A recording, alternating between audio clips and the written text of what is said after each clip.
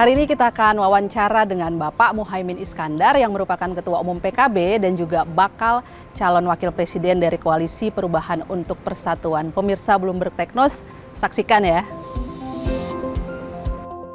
Muhaimin Iskandar yang akan maju di Pilpres 2024 bersama Anies Baswedan bicara soal bagaimana akan mengelola negara ini jika menang pemilu. Muhaimin mengemukakan visi misi dan pemikirannya soal ekonomi, politik, sosial, dan teknologi. Terlebih bagaimana mengefektifkan pertumbuhan ekonomi.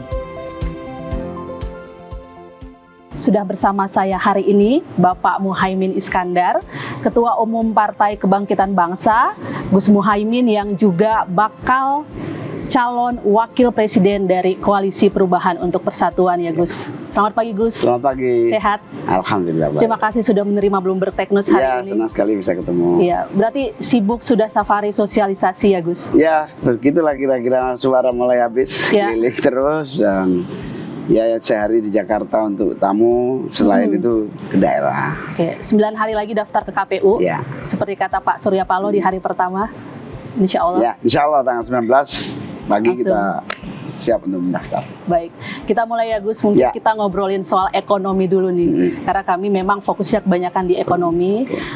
Kita lihat pertumbuhan ekonomi Indonesia sebenarnya cukup bagus Gus, tapi kalau lihat Gini rasio itu naik, artinya persebaran pendapatan itu tidak setara dan ada gap. Kalau kita lihat angkanya di tahun ini 0,388 pada Maret, pada tahun lalu 0,384. Kalau Gus Muhaimin dan Pak Anies ini terpilih, kira-kira kebijakan ekonomi apa yang akan diambil untuk memperkecil gap kesenjangan ekonomi itu? Ya tentu ini mengkhawatirkan ya. Di satu sisi pertumbuhannya bagus, tetapi di sisi yang lain terdapat Gini rasio yang cukup tajam dan ini harus diantisipasi 3 strategi ya. Jangka pendek tentu APBN kita harus mampu memberikan subsidi bagi kelas menengah, kelas bawah terutama yang tidak mampu secara ekonomi, sehingga tidak terjadi kemiskinan, sekaligus tidak terjadi gap yang terlalu tajam. Yang kedua, kita menyadari sepenuhnya bahwa Gini rasio itu kalau di kewilayahan itu kira-kira pertumbuhan ekonomi kota dan desa yang berbeda tajam. Karena itu konsentrasi pembangunan desa menjadi amat sangat strategis, penting untuk mendorong agar gap antara pertumbuhan kota yang cepat dan pendapatan yang tinggi dengan desa yang pendapatannya rendah. Karena itu APBN juga bisa campur tangan mempercepat pembangunan di desa dengan menggerakkan seluruh potensi ekonomi desa berbasis sumber daya alam yang ada. Yang ketiga, tentu tidak bisa kita biarkan bahwa akses pelaku ekonomi menengah ke bawah ini mau tidak mau harus dibuka seluas-luasnya, terutama agar tumbuh pendapatan yang lebih meningkat di kalangan menengah bawah, sehingga Gini rasionya bisa teratasi dengan cepat. Nah, 3 skala strategi itulah yang tidak saja nanti, hari ini mestinya sudah bisa dilakukan melalui APBN yang bisa menjangkau langsung ke masyarakat. Tadi Gus juga menyinggung soal subsidi ya. Subsidi BBM itu krusial banget. Kita rakyatnya masih butuh, tapi harga minyak dunia lagi tinggi nih Gus. Bagaimana kira-kira mengantisipasi ini bahwa subsidi harus tetap ada, sementara demand-nya tinggi banget, tapi harga minyak dunia tinggi. Ada perang Rusia Ukraina, ada konflik Hamas Israel yang kita nggak tahu spill over-nya nanti akan ke negara Timur Tengah. Gimana Gus? Ya, ini berat sekali, terutama kebutuhan kita terhadap BBM yang kita tahu keterbatasannya suplai dari global ke tanah air di satu sisi yang lain ketergantungan kita yang tinggi pada BBM energi fosil. Nah, 3 langkah juga yang bisa kita lakukan. Yang pertama, kita harus mentransformasikan kepada energi baru dan terbarukan. Jadi harus ada langkah yang agak detail, terus menerus, konsisten, sekaligus berjalan dengan sangat masif ya. Yang kedua, bahwa transformasi teknologi kita, terutama penggunaan electric vehicle ini menjadi sangat penting untuk mendorong transformasi. Meskipun kita masih sangat sulit mensuplai kebutuhan listrik kita, karena kebutuhan listrik kita masih disuplai oleh bahan bakar batu bara. Nah, dari situ transformasi penggunaan energi listrik dan mengurangi ketergantungan bahan bakar minyak ini juga harus dijalankan secara lebih masif ya. Nah, yang ketiga tentu secara pelan dan pasti harga pasar ini tidak terelakkan, terutama untuk kalangan yang mampu, sehingga subsidi hanya diberikan kepada transportasi umum, kemudian masyarakat warga yang betul-betul tidak mampu. Nah, membatasi yang menggunakan subsidi inilah salah satu cara agar APBN kita tidak bocor habis untuk subsidi yang tidak jelas sasarannya. Jadi fokus transportasi umum dan juga fokus pada rakyat miskin yang membutuhkan saja. Tapi kemarin ngomong-ngomong Pak Sekjen Saiful Huda PKB ya, Gus bilang mungkin kalau Gus Muhaimin dan Pak Anies menang nanti BBM digratiskan buat pesepeda motor gitu. Kira-kira kan nanti malah jadi boncos di APBN. Iya, betul. Itu bercanda atau gimana? Itu salah satu pemicu saja. Ide saya tanya kepada dia, itu ide pemicu agar skala konsentrasi subsidi tepat sasaran. Mereka melihat pengguna motor ini betul-betul yang miskin, tapi belum tentu benar. Harus dicek detail bahwa ada pelaku usaha, ada orang yang bekerja membutuhkan transportasi tapi tidak mampu. Nah, ini harus diberi akses. Tapi kalau bisa difasilitasi dengan transportasi umum yang disubsidi, itu lebih baik daripada mensubsidi motor semuanya. Tapi kalau yang aksesnya nggak ada pilihan kecuali alternatifnya motor, ya verifikasi data sekali lagi. Oke. Gus, kita sekarang bicara soal utang nih. Ya. Utang di masa Pak Jokowi kan pertumbuhannya selalu naik lebih dari 12% gitu. Sebenarnya belum batas sampai 60% ya Gus, masih 40. Tapi yang kita khawatirkan itu beban bunga utang dan sebagainya. Belum lagi kalau merujuk pada pertumbuhan ekonomi kita, dia sebenarnya tidak mendorong, karena kita ekonomi tumbuh karena low base effect. Artinya sebelumnya rendah di pandemi. Kalau menurut Gus Muhaimin sebenarnya mengelola utang agar optimal untuk mendukung pertumbuhan ekonomi gimana Gus? Yang pertama tentu penggunaannya harus transparan, kemudian proses pelaksanaan dari semua proyek yang dibiayai oleh utang luar negeri itu terus betul-betul harus akuntabel dalam artian tidak salah pemerintah dalam menetapkan skala prioritas sekaligus pilihan-pilihan proyek yang menggunakan utang luar negeri. Itu harus akuntabel, transparan, lalu bisa dikontrol oleh masyarakat pada umumnya. Itu syarat mutlak kita bisa utang atau percaya kepada utang.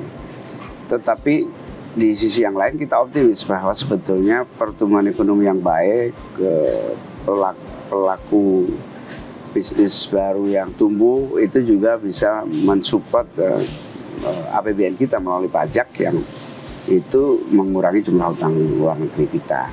Nah, kita sejauh masih bisa bertanggung jawab atau transparan terhadap utang luar negeri itu, maka utang luar negeri masih bisa kita lakukan.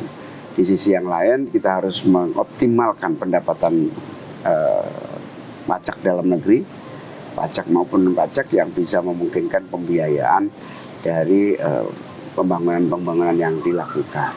Oke. Bicara soal utang itu bisa juga nanti jatuhnya 11-12 agak ke investasi ya Gus. Ya, betul. Salah satu membuka investasi. Iya. Nah, kita sekarang kan lagi ke IKN nih, Gus. Pemerintah nih gencar sekali gitu ya. IKN tuh menarik investasi asing karena sangat besar dananya gitu perlu. Nah, pemerintah klaim sudah 40% pembangunannya. Tapi kita tidak tahu seberapa besar nanti dana asing yang masuk dan itu jadi berat bagi kita sendiri. Kalau menurut Gus Muhaimin sendiri, apakah memang kita harus secepat itu mempersiapkan IKN atau jangan-jangan jangan terburu-buru gitu? Iya, IKN ini keniscayaan untuk 3 ya. Yang pertama pemerataan pembangunan di daerah timur.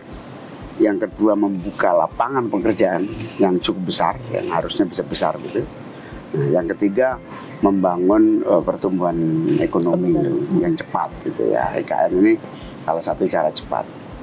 Memang alhamdulillah hari ini bisa tumbuh pembangunan fisiknya hingga 40% dan itu terus berjalan melalui bantuan APBN kita dan rajuan atau harapan atau keinginan kita agar investor segera masuk itu juga ikut menentukan masa depan IKN kita.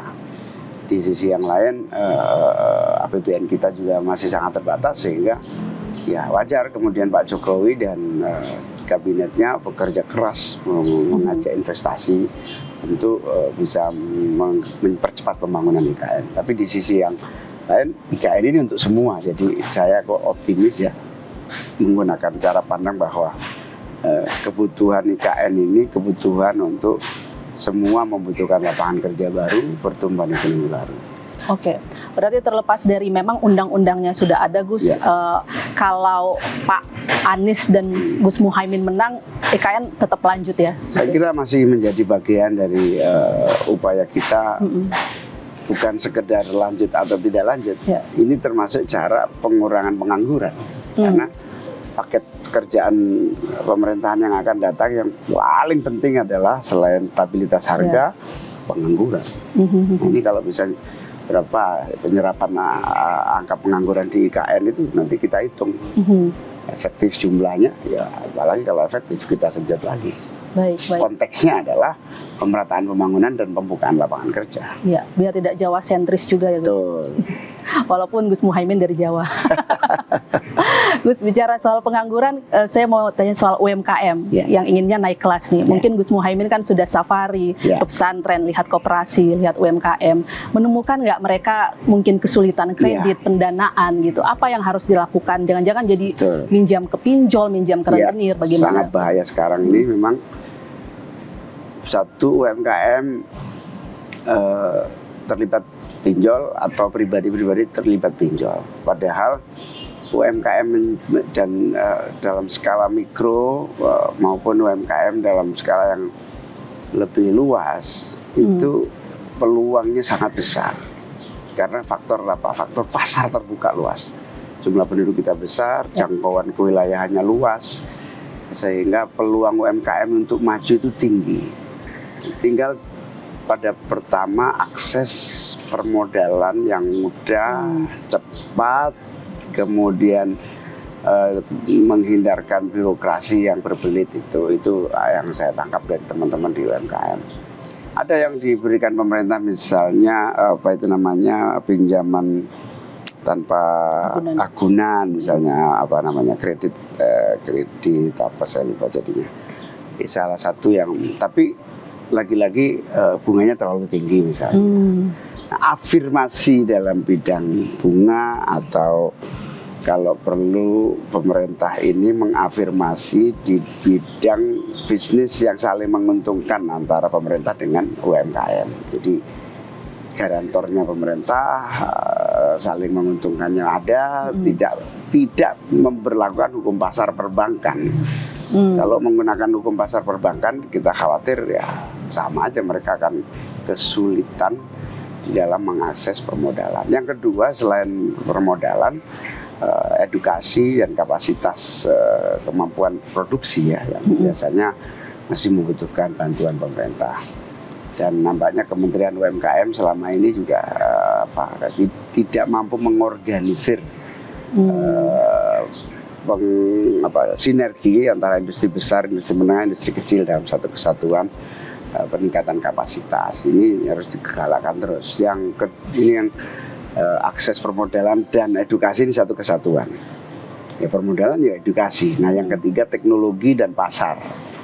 Nah, kadang-kadang UMKM ini masih agak lamban di dalam menguasai kemampuan IT dan tidak mampu membaca peta pasar yang baik. Gitu. Standarisasi pasar itu juga masih harus dibantu oleh pemerintah. Nah ini dua hal ini saya yakin bisa dilakukan oleh pemerintah secara efektif. Tapi saya nggak tahu, kita perlu belajar dan evaluasi atas kenyataan ini. Lintas sektoral ini semua bekerja untuk UMKM, tapi semua nggak ada hasil apa-apa. Tidak berpihak sebenarnya. Tidak kelihatan. Menurut saya ini karena masing-masing sektor kelembagaan pemerintah atau kementerian yang menangani UMKM ini menjalankan pilihan program-programnya sangat kecil-kecil gitu. Proyek kecil gitu. Padahal kalau diintegrasikan misalnya, masa Kementerian Agama juga nangani UMKM gitu kan, jadi terpecah-pecah gitu. Tapi terintegrasi semua APBN dalam satu penanganan, ya saya kira dikoordinasi oleh Kementerian Perekonomian bisa. Saya kok belum pernah dengar ya Menteri Koordinator Ekonomi mengorganisir melit gitu semua lembaga dan kementerian untuk satu kesatuan gerakan penanganan pemberdayaan. Kebanyakan ngasih insentif ke pengusaha ya Gus? Iya, bukan di situ. Bukan. Rata-rata masing-masing kerja sendiri-sendiri, gitu. Parsial gitu masing-masing kementerian. Nah ini perlu ada reintegrasi manajemen baru dalam pengelolaan UMKM. Potensinya sangat besar.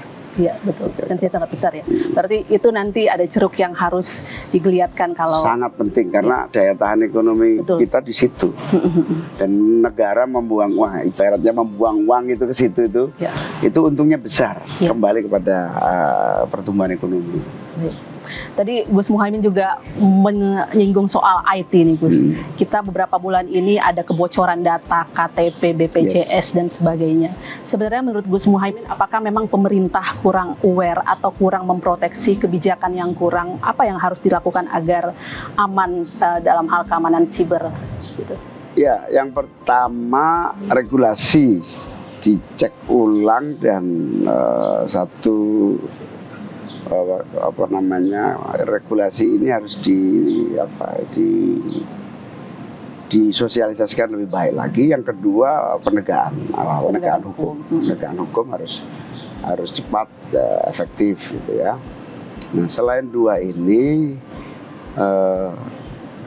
kemampuan Indonesia di bidang IT ini masih menjadi konsumen saja, belum menjadi pelaku dari industri berbasis IT. Nah saatnya Indonesia bisa menjadi subjek pelaku dari dunia IT ini yang tentu sebetulnya bisa mulai dari berbagai pusat-pusat pengembangan data, kemudian berbagai perangkat teknologi informasi yang bisa diproduk di dalam negeri kita. Ini belum ada yang mengarah sama sekali. Kita masih menjadi konsumen teknologi informasi, sekaligus kita belum menjadi aktor utama dalam pemain teknologi informasi, sehingga termasuk pencurian data pribadi segala macam itu karena sebagai pengawal utama kita belum mampu menjadi subjek yang baik. Mungkin sudah ada sedikit bayangan produk teknologi apa yang possible untuk kita produksi, Gus? Saya kira banyak sekali ya, mulai hilir hulunya ya, dari apa yang bisa langsung digunakan untuk kegiatan pemerintahan, kegiatan ekonomi, kegiatan sosial masyarakat, sampai pada pengawalan. Kementerian Kominfo menjadi pengawalan dari pengamanan semua kapasitas teknologi informasi kita. Ya, oke. Gus, kita sedikit bergeser ke konstelasi global ya. Saat ini perang ekonomi AS dan Cina masih terjadi, tapi kalau Indonesia cenderung ke Cina gitu. Kita semua sudah tahu lah investasi Cina sangat besar di Indonesia. Kalau menurut Gus nih, ada nggak hal-hal yang perlu kita waspadai dengan besarnya investasi dan utang kita ke Cina, Gus ya? Sementara negara-negara lain juga ada yang sudah sampai mungkin terlilit utang dan sebagainya. Mungkin warning gitu atau bagaimana? Ya tentu harus sangat waspada terhadap membesarnya investasi Cina yang begitu tinggi. Di sisi yang lain kita juga memang harus memahami ini kebutuhan pragmatis kita. Kebutuhan pragmatis kita hari ini ya siapa yang paling mudah cepat gitu kan untuk membantu pembangunan kita. Tapi di sisi yang lain kita juga melihat Amerika sahabat kita, Cina sahabat kita, jadi semua jenis investasi yang aman, yang memberikan kemudahan masa depan anak cucu kita yang menanggung utang ini juga harus kita hitung, sehingga tidak membebani terus-menerus, apalagi kalau investasinya kemudian kepada negara kan, investasinya G2G misalnya. Kita sekarang bergeser ke politik nih, Gus Muhaimin banget ya. Mungkin Gus bisa sedikit diceritakan, mungkin sudah pernah ya di media lain, tapi apa yang sebenarnya membuat Gus Muhaimin tuh akhirnya melompat ya ke koalisi perubahan ya. Gus Muhaimin sampai dibilang nih kancil politik gitu ya, saking lincahnya gitu ya. Gitu. Mungkin ada kalimat dari Pak Surya Paloh gitu, mungkin singkat yang akhirnya atau memberikan kepastian bahwa ini posisi cawapresnya sudah pasti atau bagaimana sebenarnya? Iya. Sebelum ketemu Pak Surya Paloh kita memang pada situasi kebekuan politik nasional, tidak bergerak ini, semua saling menunggu, semua saling mengintip. Kemudian PKB tidak ingin melihat suasana politik yang stagnan ini. Di sisi yang lain PKB ini kan partai yang memiliki basis konstituen, ideologi yang jelas, target-target serta aspirasi politik yang sangat konkret di mata konstituen yang selama ini kami layani sebagai partai. Mereka membutuhkan agar seluruh gagasan, ide, ideologi, target politik itu mengalir lagi, tidak stuck. Nah, dalam posisi seperti itulah kita mengkalkulasi di antara 3 calon yang ada, kemudian peluang dan kesempatan yang sama. Kami menghitung pada dasarnya 3 calon ini punya kans yang sama untuk menang gitu loh. Tinggal bagaimana cara manajemen pemenangannya, dan PKB punya track record biasanya suaranya unggul dan siapapun yang diikuti PKB akan membesar. Nah pas dalam suasana penghitungan seperti itu kita ketemu Pak Surya Paloh. Pak Surya Paloh kita tahu ketua umum partai dengan latar belakang seorang jurnalis yang punya idealisme juga, ya pengalaman kenegarawanan yang dia miliki. Ya akhirnya kebetulan kita visinya nyambung. Lalu saya tahu track record Mas Anies sejak mahasiswa, menteri, gubernur, sangat tahu persis gitu. Klop lah di situ. Klop. Di samping saya juga tidak punya ikatan yang tidak memungkinkan saya pindah dari Pak Prabowo, yang memungkinkan saya pindah Pak Prabowo. Karena saya bilang Pak Prabowo butuh PKB untuk maju. Tapi setelah ada PAN, ada Golkar, bagi saya meninggalkan koalisi Pak Prabowo ringan karena sudah aman juga di sana. Saya tidak mengganggu siapapun gitu. Disitulah jalan kita dengan visi yang sangat jelas ya, clear antara Mas Anies dan saya dan partai-partai pengusung. Iya. Ada kabar katanya mungkin Gus Muhaimin pertimbangannya karena Gerindra mulai menggerus suara PKB di Jatim. Tidak juga sih, karena memang Gerindra punya skenario yang kelihatannya berbeda gitu, pandangan dalam kepemimpinan nasional yang akan datang. Tapi memang kalau selain suara PKB, suara NU sendiri akar rumput tersebar ya Gus. Tidak hanya di PKB tapi juga di partai-partai lain. Ya selalu begitu tiap pemilu, karena besaran warga NU yang tinggi ini di mana-mana sebarannya tidak dalam satu titik. Tapi yang penting buat PKB adalah mayoritas suara NU ada di PKB, mayoritas ulama ada di PKB, mayoritas pendukung NU ada di PKB. Sehari-hari PKB ini kan menjadi bagian dari kerja-kerja NU di bawah. memfasilitasi NU, menopang polisi pemerintahan daerah untuk NU sampai pusat gitu ya, sampai polisi kebijakan dan berbagai kebutuhan pemerintahan. Nah, dari situ ya tidak ada masalah dengan dinamika perilaku pemilih NU, tetapi yang penting mayoritas arah dan pola kerja PKB ya sinergi. Di pemilu 2024 juga yakin mayoritas ya Gus Pasti akan ke PKB pasti. ya. Oke. Pasti karena kalau ibaratnya hari ini misalnya di survei masih pemilih masih kemana-mana gitu. Ya, betul. Itu karena mereka belum yakin keputusan akhir kayak apa. Begitu saya mendaftar sama Mas Anies makan solid. Iya, betul. Terkait tadi hasil survei memang belum menunjukkan elektabilitas Pak Anies setelah bersanding dengan Gus Muhaimin naik ya. Iya, itu mungkin karena ini ke PKS juga, jadi belum terbiasa akar. Iya, mungkin proses penyesuaian informasi yang diterima, lalu butuh waktu pencernaan. Saya yakin sekarang udah berubah, hari ini berubah. Apalagi nanti kalau saya pas mendaftar sama Mas Anies, mau udah kepastian, ada kepastian. Iya. Gus, ngomong-ngomong, kalau Bu Khofifah berarti masih di PKB ya? Iya, sebetulnya secara struktural. Secara keanggotaan mungkin masih, tapi pengurus sudah bukan. Oke. Kan Bu Khofifah nih digadang kabarnya dilirik juga Gus oleh calon presiden yang lain ya gitu. Kalau seandainya Bu Khofifah bersedia nih gitu, Gus Muhaimin akan merestui nggak atau khawatir kan nanti akan terbelah juga suaranya di NU ya? Ya, seperti yang saya sampaikan, PKB itu punya gagasan, ideologi dan spirit agenda sendiri yang berbeda dengan agenda partai-partai lain. Nah, kalau ada orang PKB ditarik partai lain untuk bersama partai lain, berarti kan tidak satu agenda. Ya enggak, itu soal demokrasi yang saya kira tidak ada satupun yang bisa menghalang-halangi pribadi. Tapi perjuangan partai ini kan bukan pribadi. Jadi partai ini dengan gagasan, cita-cita, nilai, kemudian target-target pembangunan yang dibayangkan, ini kelembagaan. Kita tidak boleh terjebak pada figur orang per orang. Iya. Jadi tidak akan menghalangi siap bersaing dengan Ibu Khofifah. Iya, tentu saja, tentu saja. Biar fair ya. Biar aja yang menilai semua kader dan para simpatisan.